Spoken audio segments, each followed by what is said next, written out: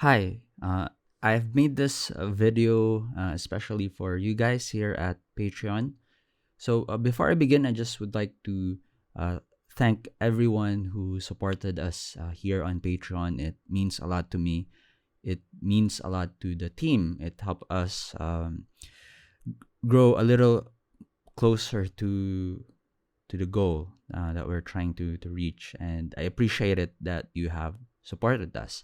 And for this video, this isn't a how-to tutorial on how to make the rig that you have, but it's more of a high-level concept and the thought process that I had to be able to make that rig.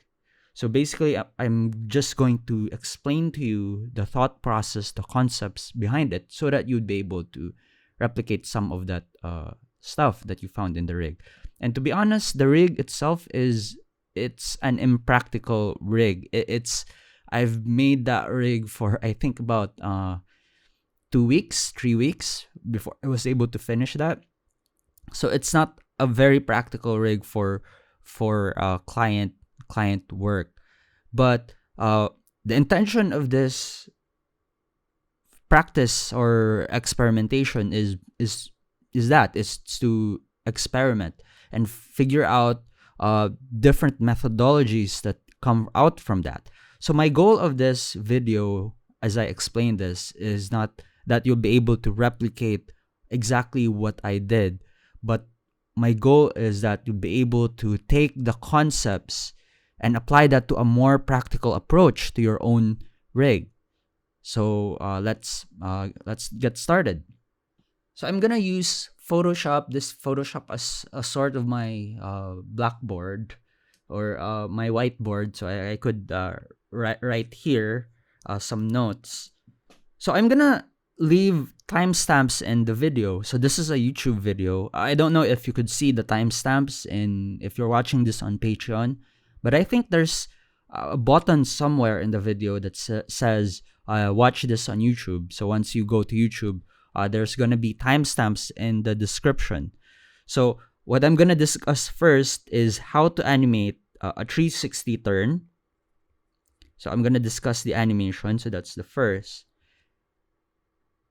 The second is I'm going to discuss how to make the rig. It's not a how-to tutorial. It's just the basic concepts. When we're going to use the Duik connector to do that. And maybe I'm going to show you how to use the Duik connector. And then I'm going to discuss masking. The common way to use masking is to use alpha mats. But I'm going to introduce a different concept, which is set mat, which I could also show you. And lastly, I'm going to give you a rig tour. It's the file that you have has a lot of layers and has a lot of nested composition, and I'd like to give you a tour to that so that you'll be able to understand it better. So in the YouTube video, if you go into the description, there's some timestamps that go directly to the animation, to the rig, to the masking, and to the rig tour, whichever is valuable to you as of the moment. So first, let's discuss the animation. So the inspiration for the animation, or the inspiration for the rig, really, is that first I was animating this 360 turn. The inspiration for this 360 turn, this is using Animate, and this is done frame by frame. And I was able to do this because I was developing a class on how to draw the head in any angle. And I just realized how valuable that information is if you are going to animate a head turn. So I tried to apply the concepts in that class, in the class that I teach, to animating frame by frame. And basically, what I have found out is that the head is more of a cube than a sphere. So a cube, this is going to be a badly shaped cube, but a cube has different planes, and it's very clear this is the front plane, this is the side plane, and this is the top plane. And the head is also more like a cube. It has a front plane, a side plane, and a top plane. And if we're gonna like base the head like a sphere, like a one object, a sphere doesn't have any planes, and so it's hard to base it off of that. So with that in mind, I have created this. Now, this is my frame by frame. You also have it in your project file. You could go into the folders and you would see this. And I'm just going to go through this one frame by frame, and you'll see that this red, I shaded red, this is the front plane. This one blue, this is the side plane. And I'm just going to go through this frame by frame and see how the front plane overlaps this side right here.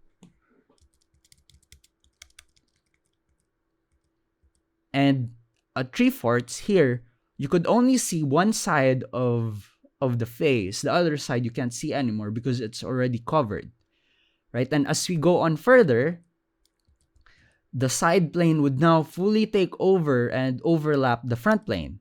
Here, the front plane is now flat. And if we go on further, the back plane would take over or would overlap the side plane, and then we have this. And here we could only see the side plane, and then slowly the front plane is being revealed, and then slowly the other side plane would be revealed. Now, I originally just thought of making a frame by frame animation of this just to test out the concept of that of my theory on it's not really my theory, but on my observation of the that the head is more of a box than a sphere. And this one turned out well, and once I've finished the animation, I thought, why don't I convert this to an After Effects project? This could be a path, right? We could have 3 layers. This front plane could be 1 layer, and it's a path, like it's a shape in After Effects. And we have another layer for the side plane. And so that's how I came up with the idea to make that 360 rotation rig. So now let's take a look at that. So what I have here is a bit different than what you have there on your file. This is a prototype. This isn't the finished rig, but I'm just gonna use this because this one is more lightweight. It doesn't have much lag compared to what you have right there. But that one that you have, that's with all the controls. Here we don't have the controls, just the animation. And what I want to so this one isn't a rig. Everything here is keyframed. So everything here is keyframed. It's not connected to a rig. So what I did first is I created the animation and then think of how to rig that, how to connect that to a controller. So I first animated this, and the concept still applies, right? This is now the front plane. See, where is this in the timeline? Here. So if I'm just gonna click this, and we have this. This is a path. You see, this is the animation, right? This is the front plane, and we also have the side plane. This side way. I'm just going to locate that. Where is this? This side plane. See, this one. This is the one on the side. And what happens is that this front plane, this one is on top, right? And the side plane is below this front plane, right? And soon over, it's gonna take over, and then soon the back plane would take over, and then it's gonna have a rotation. So at the start, I have 2 layers for the side plane. So I have a left side plane, which is this left side plane, and I also have the right side plane, which is this one. Right? Since this is also below that, and at some point here, it will now be hidden by the front plane layer. So this is the front plane layer, and this is all done in paths. So I'm just gonna show you this is the points. See, this is the points, and I'm just gonna move towards the timeline and show you how that's moving. And what's important about morphing, and why it's a good idea, or a different kind of animation to have different planes for the face instead of just one whole thing, because that's the usual thing to do, right? When we're rigging a face, is we only have one layer for the head, right, and a different layer for the facial features. It's seldom that we think of the head as like this, as having different planes. And the advantage of this is that we could achieve consistency in the form, right? No matter what angle this person is looking at. And one basic concept of morphing is that, for example, this specific point, this one, this specific point, this point should always be a this one is a brow line point. So if we imagine this is the brow line, right? So this one sits exactly on the brow line. Now, we need to be consistent with that all throughout the rotation, this one will always be on the brow line. One common mistake with morphing is that this one will put it here, and this one will move towards the brow line, right? Sometimes we do that, and that's a mistake, because the animation, if you look at this, it would move down, and we don't want that. What we want is we want to be consistent with our points. What we used for the point in our front plane should be used with in this state of that shape. See, it's still this. It's still in that this point, and also this point. If you observe that, it would still be the same, right? It would still be, or this one, although this one would invert, right? Because it's a, if we imagine this is a 3D object, it would invert, but it's still on the eye level. It's consistent all throughout. So now let me just play this. So it's a rotation, and what I did about this is that I realized, if you notice here, there's a cut, right? There's a cut right here. I have cut this one. And what I have realized, because maybe this is just, I'm just being lazy, when I animated from front view to back here, I realized I could just duplicate this and flip it and then reverse the keyframes. Because basically this is just the same animation, right? This is just the same animation as the one here. It's just inverted. So that's what I did. Just I thought it would save time, but actually this gave more headaches. And if I have to redo this all over again, maybe I would try a different way. But for that rig that you have, this is the main concept of that. That is why you have a duplicate for the eyes. You have there's a lot of duplicate because there's a lot of switching. And I thought it was genius during the time, but I think now it's inefficient. But that's just I'm just trying to explain the concept of that, and that's the reason why there's a lot of duplicates. So that's what I did. There's a switching here. So now if I'm gonna hide, you'll see the switch. If I'm gonna hide this hair, if I'm gonna hide this, see that? And I'm also going to hide this hair. I'm gonna hide this, and I'm gonna also hide this one. You will see what I meant. See, it's just, this is what happens on the background. I just flipped it, you know, from here, flipped it, and it's just basically the same animation.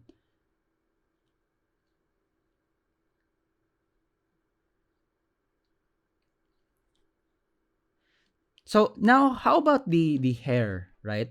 Because in this face, right, when in this pose, the hair is at the back, right? But in this pose, the hair is at the front. So how did I do that? The solution that I thought of was switching, and this may not be the most practical solution, but it's the solution I came up with this rig. So I'm gonna go to Photoshop and show it to you. So I'm just gonna create a new layer and hide this notes.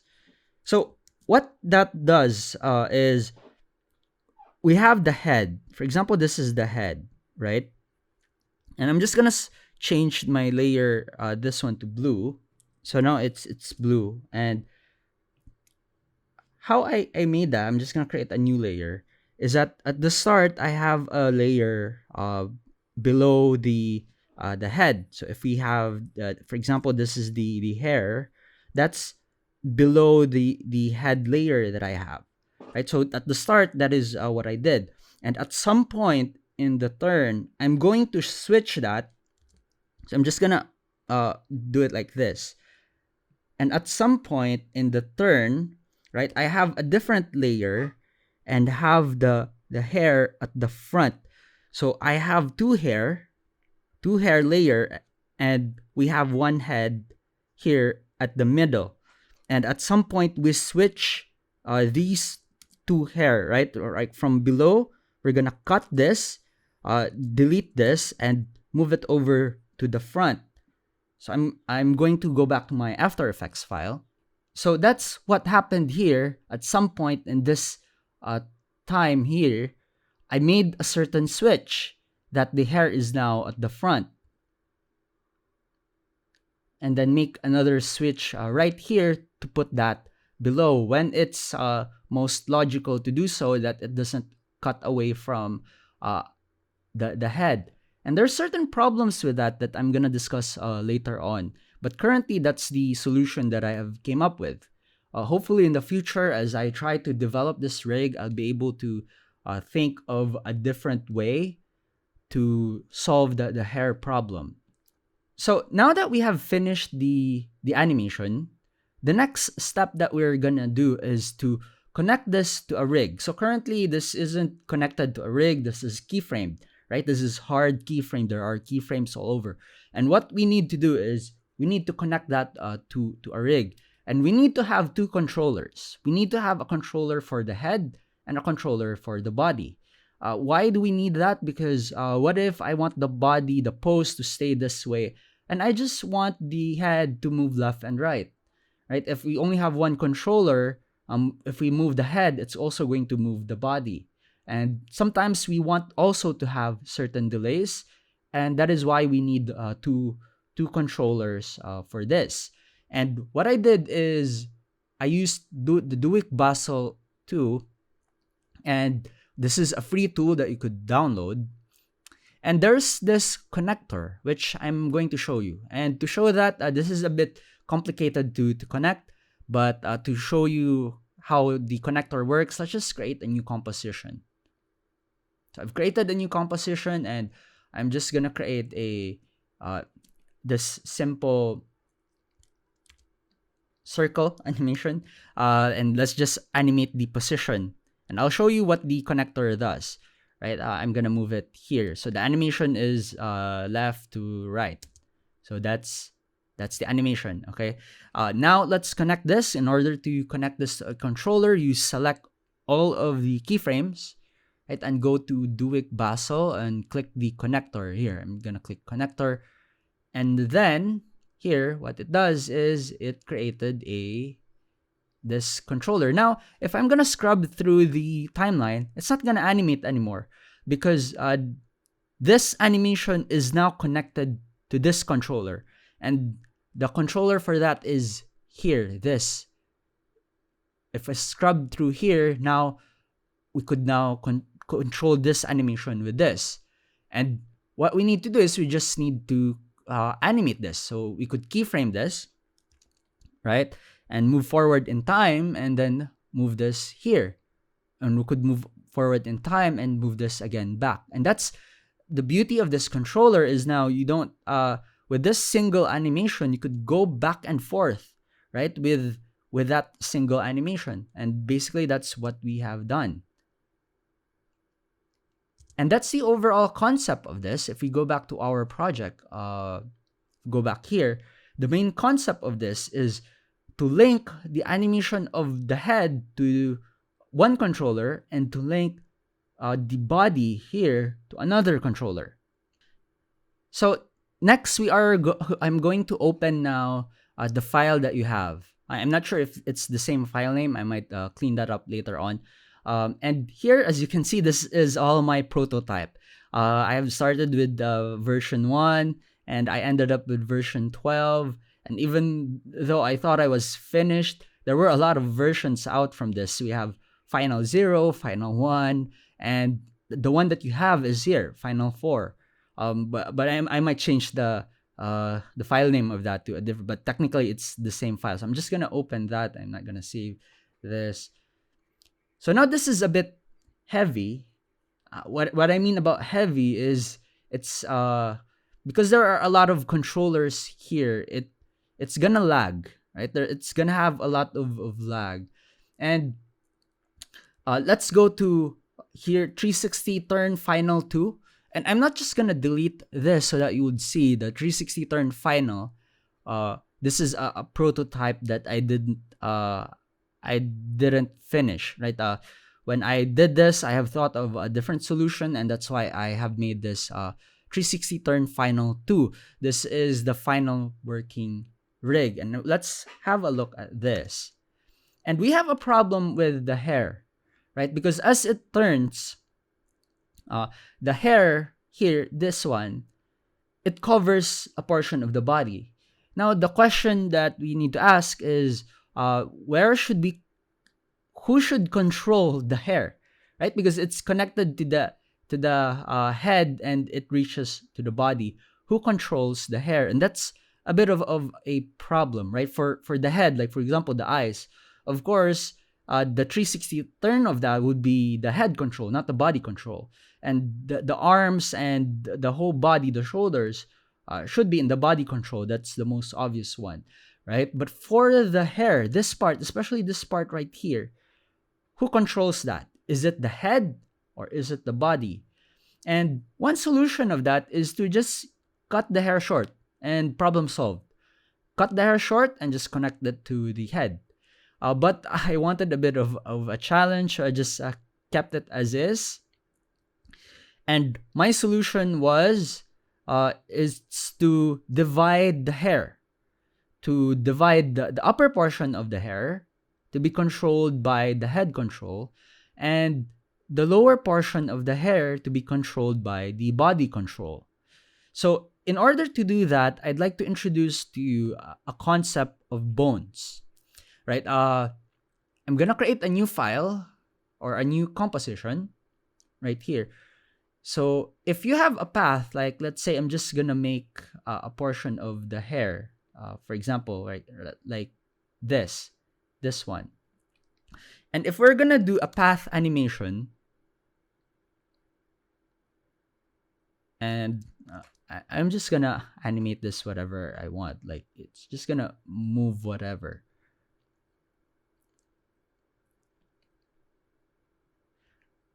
So we have this animation, for example. We can't have a delay because it's just one keyframe. Like we don't have control to specific points of this, right? That we could parent this or have this to a certain controller. My solution to that is to click this, right, and connect specific points to null. And you can do that using Duik Basels again.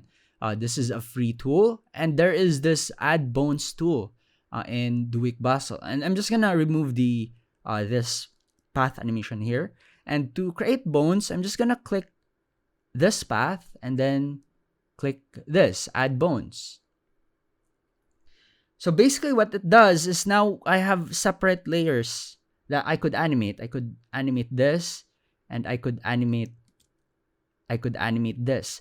Now that this is separated, what I did is the upper part of the hair, so for example, this part, this part, this part, and this part, they're all connected to the head. While this part, this part, this part, and this part, they are connected to the body.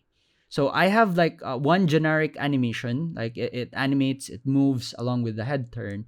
And now for the controls, I have this to be controlled in one controller, and I have this controlled in another controller. So now if you take a look at, let's go here to 360 final turn, 360 turn final 2.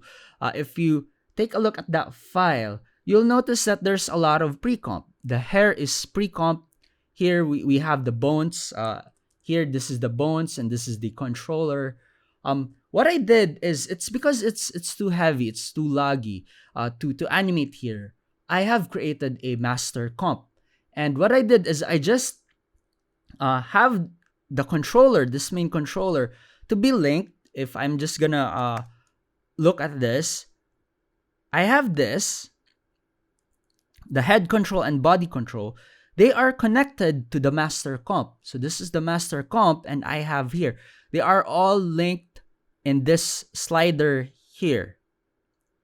And if you might be wondering that what's the point of this ponytail path controller, the right arm path controller, the hair upper control, this hair cover controller, if I'm gonna look at the effects, what's the point of all of these other controllers? Basically, these aren't that much important. The most important here is the head control and the body control. It's just that when creating the controller, I forgot to include some parts, and then I did that later. And the Duik controller doesn't allow me to rename it. It takes the name of the path that I set the control to, right? So it's just that I forgot to link everything to a single controller. So I did the control, right? I did the connector tool in Duik Basel, and it generated the head control and body control. And there were some points that I forgot to connect, and when I clicked them, it just created this other layer. So what I did here is basically I just quick whipped it. If you go here for this ponytail, see, this one is basically just connected to the head control, and the right arm is basically just connected to the body control. So I just linked them up.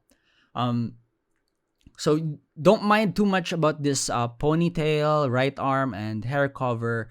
These don't worry about this things. This is just my mistake on my part because I just forgot to link them at the same time. What you need to focus on here is just the head control and the body control. And what this does, I'm going to go back to my Photoshop so I could explain this much better. So now I'm back on my Photoshop, and I'm just gonna hide everything, and I'm gonna create a new layer. So what we have is, we have here a comp. Now this is our master comp,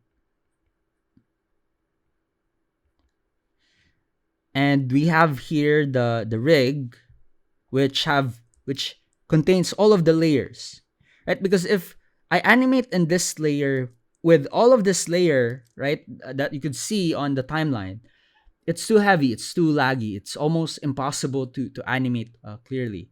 So what we have at master comp is just a single file, and it's that pre-comp, which is this one, right? So now we have this, the rig. I'm just gonna call this as the rig. It would also contain this rig. I'm just gonna erase this, okay, because those represent the layers.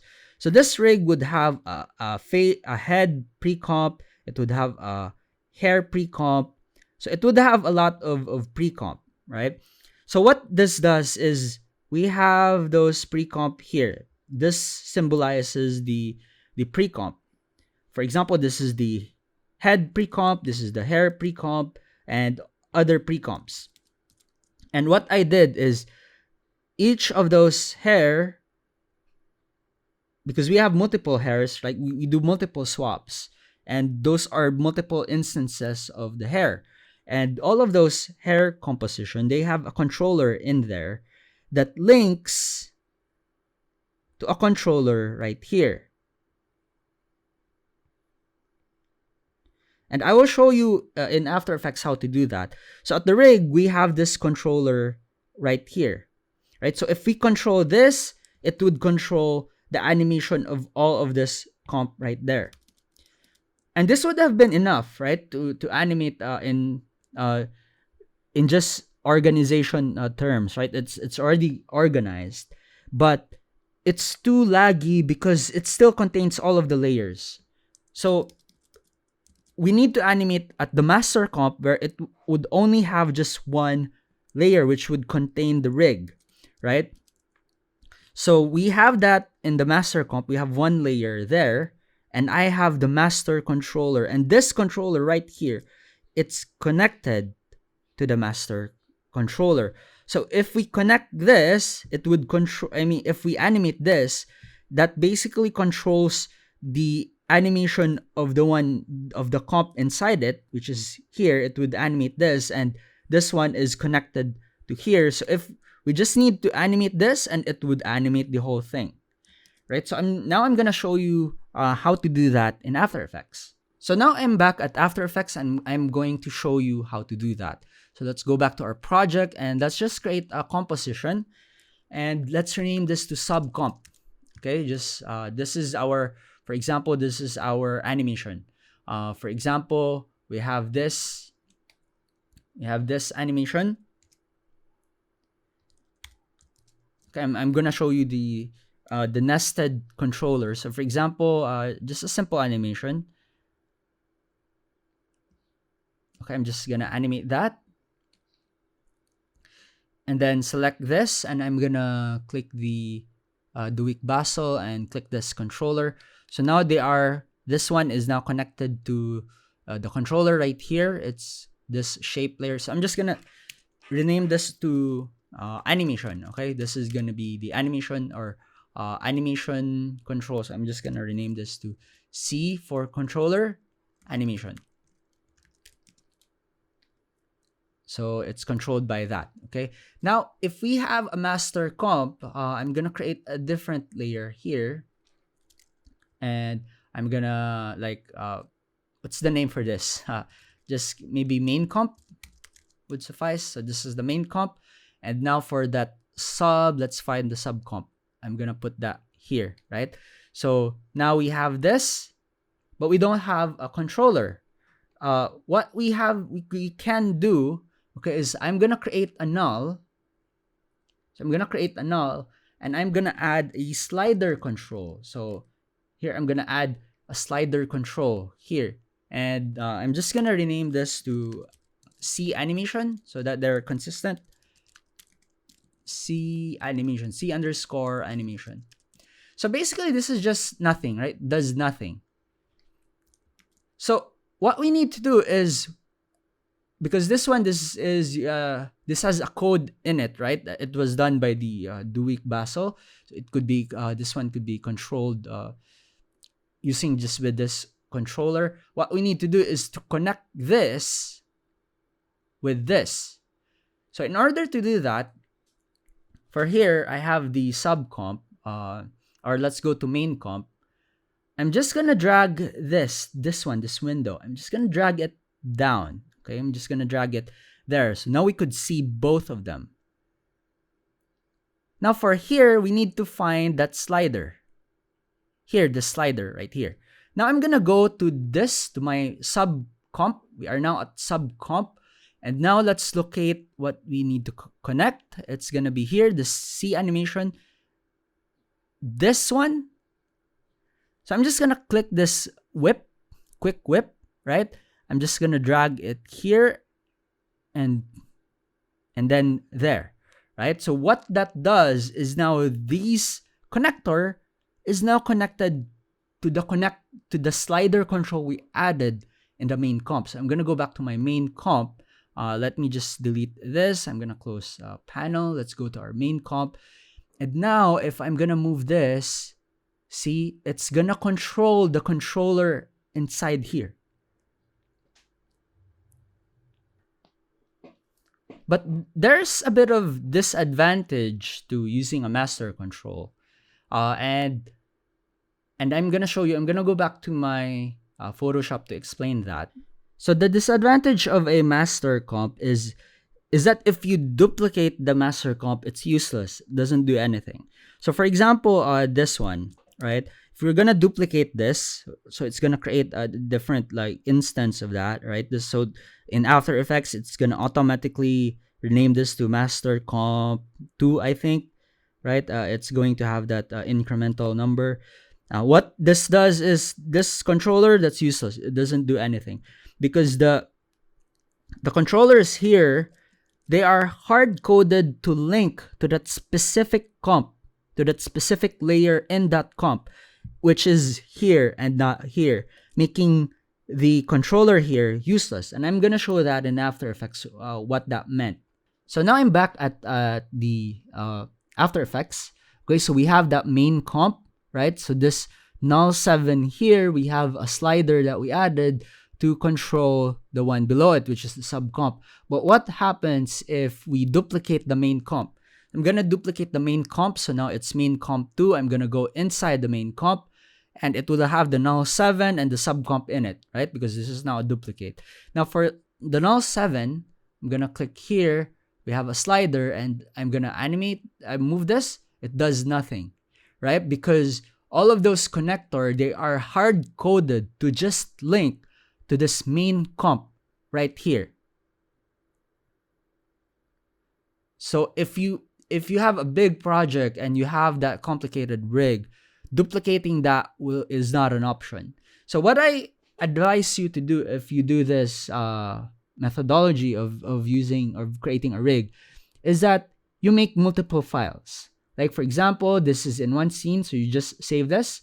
And for example, you want to animate a different scene using the same rig, so you just click Save As, right? So and delete the animation and start all over again, right? So that you just can't use duplicate on this. That's the disadvantage of doing a master comp. The advantage is it's very it would make your rig more lightweight, right? It's gonna remove a bit of lag, right? For example, this one here, if we animate here, see, it's so laggy. But if I'm just gonna go here, it's much better. If I'm gonna animate here, it's gonna make the animation so much better. It's less lag compared to animating it here, because this one has a lot of layers. The good thing about that master comp is it just organizes things. But this disadvantage of that, especially the linking or having a nested composition, is that if you duplicate it, the duplicate would be useless. So next, I'm going to introduce to you the concept of masking. Here, we have a different set of masks. Certain shadows are masked to specific planes of the face, right? So I'm just gonna scrub this forward, and as you can see, certain parts here are masked to certain planes. And you can achieve that using alpha matte, which you probably know.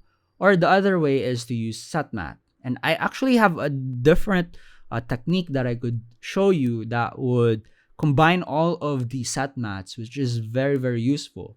So in order to do that, let's just create a new file. Okay, I'm just going to create a new file so that we don't have all of this other layers here or other compositions. I'm just not going to save it. And I'm just going to show you how to use sat mattes. So for example, we have this circle, for example. And for example, we have a shadow right here. Okay, for example, this, and make it darker.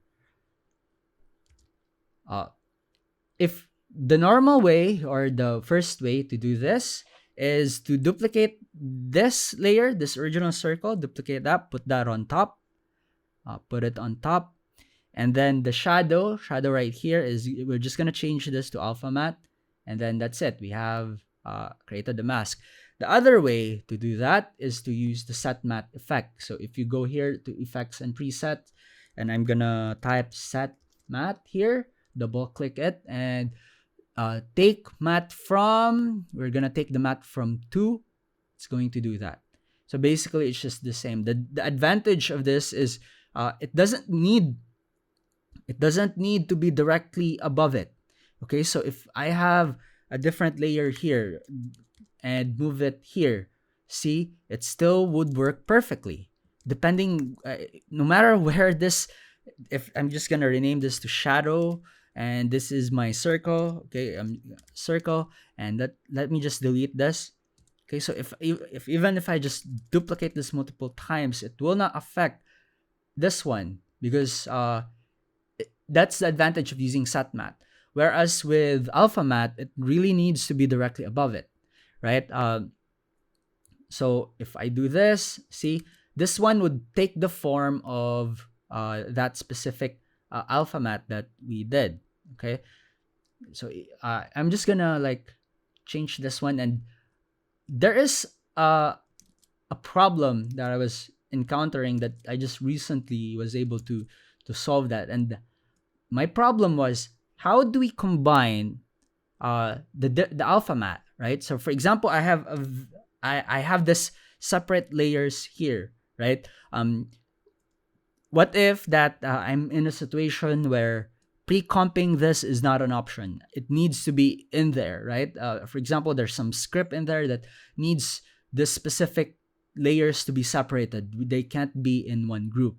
And I just want like combining all of this in just one like alpha mat. Like for example, what if we have a very big shadow, for example, like this, right? And let's try and make a lot of set mats, right? I'm gonna click that, have here, and I'm gonna set mat to for the first circle. Okay, that's good. And I'm gonna create another set mat, and I'm gonna use circle 2. It doesn't, right? It doesn't work. It doesn't work. It only just like takes just one form. What I did figure out, so I'm just gonna delete this, right? That if you use the inverted mat, for example, I'm just gonna create a new solid. So for example, this, I have created a new solid, and I'm gonna click set mat, right?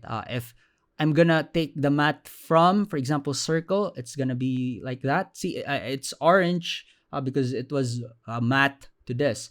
Now, if I'm gonna click again and set mat this to, it does nothing, right? But if we use inverted mat and inverted mat, both of them would be inverted mat. See, it like punches a hole to that, right? And if I'm gonna like do that for all of this, so circle 3, and make it inverted, so it's gonna be like that, and I'm gonna add another, again inverted, and it's gonna be circle 4, and I'm gonna add another set mat, and it's gonna be circle 5. I'm gonna invert mat that. I'm gonna set mat circle 7 and make that inverted. As you can see, we could have now this like shape, right? It's all like combined, but they are inverted. That's the only like problem here. They are inverted. So I'm gonna go to circle 8 and invert them, and I think we only have one last circle right here, that, and make that inverted. So now we have, if I'm just gonna click this, this isn't what we want, right? If I'm gonna, this is the shadow. If I'm gonna click alpha mat, it's gonna have that effect. That is not what we want. But take note that if we could invert this, right? If you invert the inverted, this one is an inverted mask, and if we invert this one, it's gonna have this. And the cool thing about this is that I have the shape of everything, right? On top of here. This mask is everything below it, right? And it, we don't really need to create a lot of shadows below it. It's very well organized. And I have used this trick in the rig. And if you've seen like there's this solid and there's a lot of like set mats with alpha mat, invert mat, it's this technique that I used. So now I'm gonna give you a rig tour, and first let's just remove. I have added a glow to this. If you can see here, there's an adjustment layer. I'm not gonna remove this one on your file, so you could also see it. You could choose to hide it. It's gonna make the animation much smoother, because that's gonna take a bit of RAM if you're gonna like add glow to this. I'm just gonna remove that. So what we have here is I have this face control, and I have this rotation. If I'm gonna like adjust this, I have this rotation controller, and what is included here is the head control and body control, and I also have added a 360 rotation of the whole thing. So you can animate this, animate the head, right? And while you animate that, you could also rotate the whole thing. Now, this is the 360 control, which would rotate everything, meaning that it would rotate them both, right? You could rotate them individually, or you could rotate the whole thing, which is this 360 control. We also have this body control that you could move. This is not perfect, by the way. You could see here there are some sort of mistakes. That's because of the swapping. If you look at this, see that we if this is a client project, that's a big no, right? But since this is just for exploration, basically we're just trying to explore this. This isn't really for client project, but it has that thing, right? That's something that I need to figure out later on. But we now have a full control. We could control the body separately, and we also could control the head separately. And in this controller here, you also have a control for the shadow. And if you're wondering how I did that, it's just basically the same concept of linking, right? It's just linking towards the master controller. So I've just quick whipped the colors of this to the master control. That's just basically what I did. So you could change the color of this to whatever you want, right? This one too, it's completely like changeable. And here we have, if you want to animate the eyebrows, they are path. The position of this does nothing. But what this does is, if you animate the path, it would animate the path inside of this comp, right? We are currently on the master comp. So if I do that, it's going to animate the one below it. And also this one,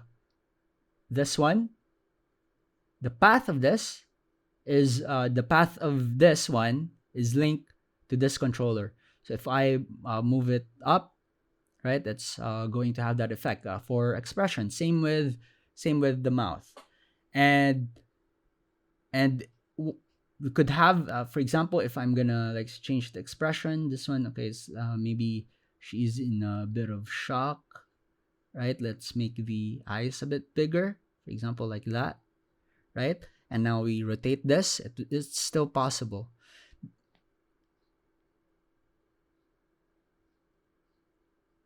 So it's gonna be like that. See, because the path of this is not connected to the head control here, the path of this is connected to this path. The rotation of this is, the position, the scale, etc., is connected here to this controller, but the path of this is directly controlled to this. So no matter where this is in the rotation, that's too much. So for example, like that, no matter where it is in the rotation, the path of this is connected to this controller right here. See, I could control it right here. So now that's the master control. So I'm just gonna bring this back to 0, and I have color coded it. The ones in red, that's the controllers. The one in the master comp, everything there is a controller. No matter the color code, everything there is a controller. The one in the mouth, I just make it, what color is this? Purple. For the iris, it's orange. And the eyes would be aqua. And if we go inside this rig, so this is our working rig. So this one is the control. This both are controllers. Um, Green and yellow are for bones. So for green, it's a bone and it's controlled by the body. If it's yellow, it's a bone and it's controlled by the head control. And I have here, this is sea foam. The sea foam is the ponytail and the tie. And the blue layer here, that's a mask. If it's used as a mask, it's colored blue. If the color is fuchsia, I don't know if that's the correct pronunciation. If the color is fuchsia, it's the hair. So it's a hair, but that's the hair for the here.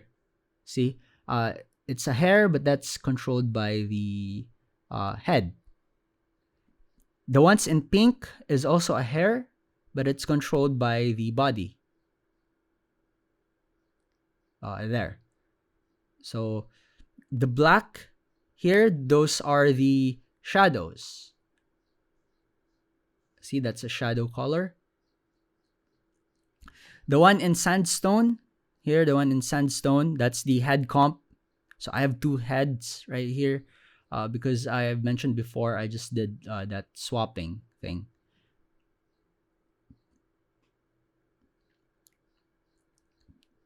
The one in cyan, that's the layer for the body.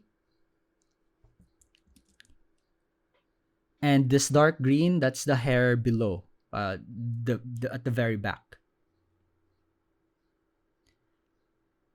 So I have like color coded this because it gets very messy, so that it's easier to locate when I animate. Now for the head, this is a pre-comp, again with using the nested controls, right? If I go to the head, it's a whole lot of layers here. And I have created a PDF file on what the color codes mean. You could also check that. So here, the orange is the iris, and this aqua is the eye, right? So the color coding is like, it's very helpful because here, even not looking at the layer name, I'm just looking at the colors. I could easily locate, example, if I want to animate or I want to check the iris, I could just click this, right? And this one too. It's easy to locate. And this one, I know these are shadows because I have set them that way.